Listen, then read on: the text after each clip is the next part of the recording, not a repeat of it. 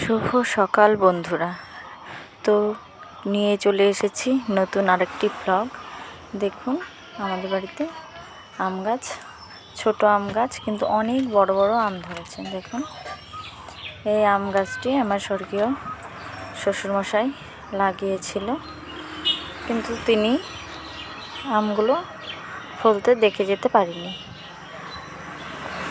কত বড় বড় আম দেখুন, এরকম দুটি গাছ আছে,